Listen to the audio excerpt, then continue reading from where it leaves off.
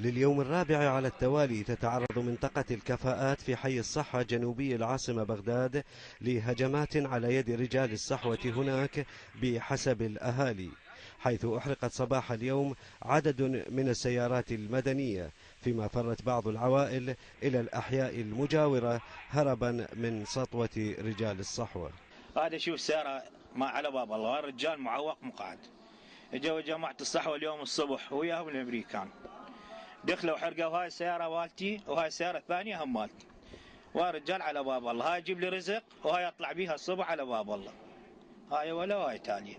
واللي يطلع احنا طابان يجوا يسمعهم، واحد يقول له يريدون ياخذون السيارات ياخذوها غنائم. صار له 3 ايام الصحوة 4 ايام يمنه، طاق وطيق هاي الطلقات ليل ونهار، سبون سبايه. جت الشرطه اللي هنا سيارتين شرطه من بلاط الشهداء، قلنا لهم هيك وهيك السالفه، كان يقولون يابا ما عندنا اوامر، هي تصفى بيناتكم.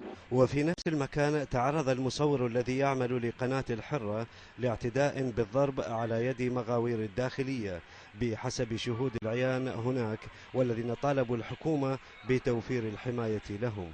احنا نريد المغاوير الجوي يطلعوا لنا الصحوه، بدل ما يطلعون الصحوه اعتدوا على المصور الحره، دي يصور المعاناه اهل المنطقه، اعتدوا عليه وضربوا ورادوا ياخذون الفيلم من عنده، زين، وقاموا يتهددون علينا، اخذوا سياراتهم وراحوا. رقم السياره ما لا تحكي عن المغاوير، امسح هذا الحسن.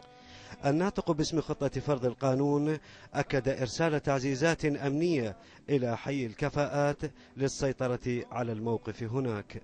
يوم أمس حاولت بعض المجاميع وهي تدعي الانتماء إلى الصحوة بالاعتداء على المواطنين وإطلاق العيارات النارية. حدث تبادل لإطلاق النار، حدثت حالة إرباك لدى المواطن من وجود إطلاق نار عشوائي، وكذلك ظهور مجاميع مسلحة.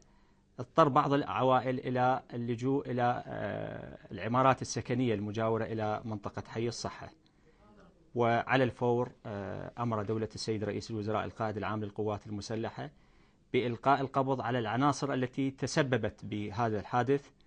وأيضا هذا اليوم تم نشر عدد كافي من القطعات العسكرية من اللواء السابع شرطة وطنية في الشوارع الرئيسية لمنطقة حي الصحة، وتعزيز القوات في منطقة الدورة.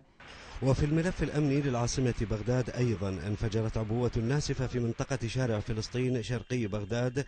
العبوة استهدفت حافلة صغيرة لنقل الركاب، وأسفر الانفجار عن عدد من الإصابات نقلوا على أثرها إلى مستشفى الكندي القريب من الحادث.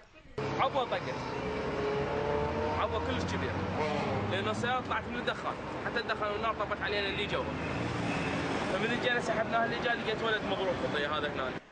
تأتي هذه الأحداث في وقت تستعد فيه القوات الأمنية العراقية لنشر المزيد من قواتها في العاصمة لتأمين المرافق السياحية استعدادا لعيد الأضحى.